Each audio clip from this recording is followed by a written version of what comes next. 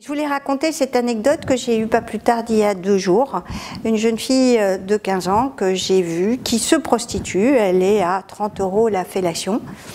Et elle m'a expliqué qu'à 12 ans, son petit ami lui avait demandé de faire une fellation. Elle ne savait pas ce que c'était. Elle a vaguement demandé à ses copines qui lui ont assuré que oui, bien sûr, c'est comme ça que ça se fait et c'est normal. Puis donc elle l'a fait. Et puis son copain lui a dit « mais si tu m'aimes, tu dois le faire aussi à mes copains ». Donc en fait, elle décrit une scène de viol, mais dont elle ne l'a pas vécu à ce moment-là comme un viol, mais comme simplement pensait que ça se faisait comme ça, pensait faire plaisir à son ami. Et puis cet ami a ensuite lancé sur les réseaux Facebook le fait qu'elle était une suceuse, une salope, et qu'elle se faisait tout le monde. Elle s'est fait rejeter par ses amis camarades filles. Elle a eu cette réputation, parce que bien sûr, dans ces cas-là, c'est toujours la jeune fille qui est une salope. Et elle m'a dit, quitte à avoir la réputation, j'ai été agressée, je suis devenue agresseur. Maintenant, oui, il y a des garçons qui viennent me voir, qui me demandent une fellation. Aujourd'hui, je prends 30 €. Au moins, je peux m'habiller comme je veux. Alors, ces pratiques sexuelles à risque sont devenues de plus en plus fréquentes et à un âge adolescent de plus en plus jeune. On peut le comprendre quand on comprend la mécanique adolescente, c'est-à-dire que l'adolescence, c'est un corps qui change. C'est un corps qui se transforme, c'est un corps qui devient sexué, c'est un corps qu'on montre aux autres, c'est un corps qui se met à parler, qui devient vraiment prégnant dans la relation sociale.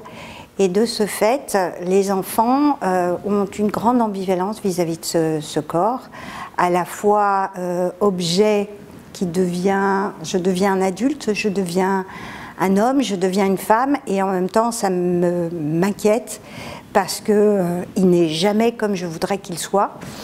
Je voudrais être grand, je suis petite, je voudrais être beau, je ne me sens pas beau. Ça change le regard qu'on porte sur moi. J'avais un regard qu'on portait sur un jeune enfant. Maintenant, on regarde une jeune fille, un jeune homme. Et toute cette problématique se met en route et elle est connue depuis longtemps. Et ce corps va être attaqué.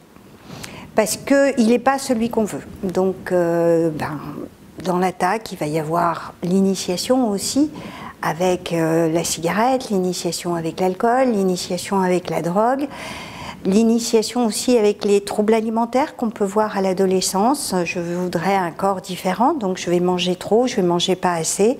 Et depuis quelques années, ce corps est aussi attaqué dans la problématique sexuelle, avec une sexualité apprise dans des endroits un peu trash, comme la porno, comme les chaînes porno qu'il y a sur Internet maintenant, et qui fait que du coup ce corps devient aussi un objet pour les jeunes qui n'ont pas encore tout compris de la sensualité, pensent que c'est un objet d'échange dans la relation sociale qu'ils peuvent avoir.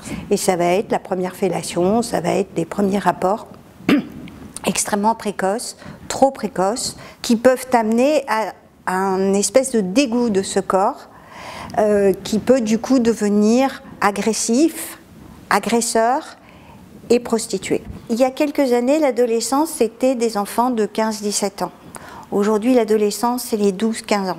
L'ennui, c'est que ces 12-15 ans, ils n'ont pas encore la maturité intellectuelle des 15-17 ans. Et finalement, il y a peu de monde pour les aider derrière ces nouveaux médias et ces nouveaux accès à la connaissance, enfin ce qu'ils pensent être la connaissance du corps, de l'adolescence, de la drogue, du sexe. Ils vont s'informer sur Internet et malheureusement, derrière, tout ce qui est de l'ordre de l'éducatif et de l'enseignement n'a pas forcément suivi au même rythme qu'eux. C'est-à-dire qu'aujourd'hui, peut-être qu'il y a encore quelques cours d'éducation sexuelle en classe, mais ça va. Le corps de l'autre, ils connaissent. Par contre, il n'y a rien sur l'éducation sensuelle. La relation, le plaisir, l'échange amoureux, l'échange amical, il n'y a rien du tout. Très honnêtement, il n'y a pas d'études sur la prostitution ou en tout cas les échanges à risque dans la sexualité des 12-15 parce que c'est très tabou, on n'en parle pas, on le cache. Quand ça se passe dans les écoles et que les écoles sont informées, il y a une omerta.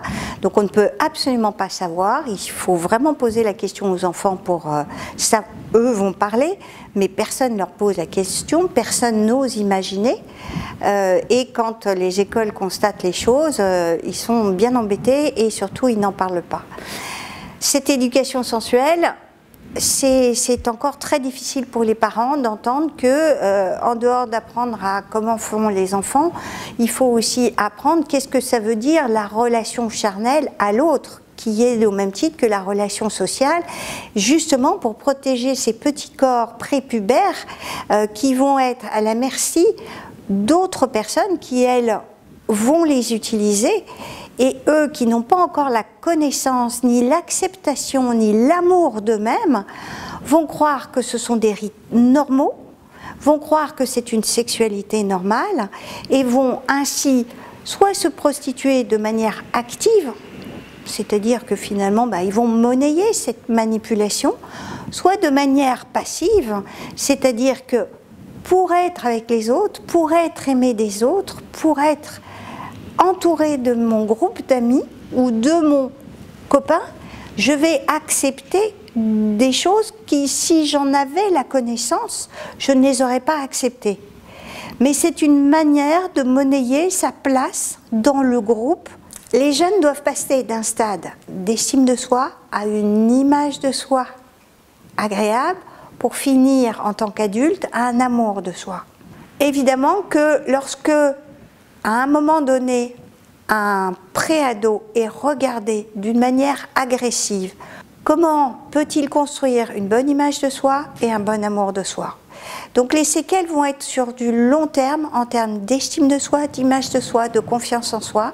Ce sont des adolescents qui vont devenir anxieux, qui vont s'inhiber ou qui vont être extrêmement agressifs en voulant à la terre entière, et surtout, ils vont être auto-agressifs avec ce corps.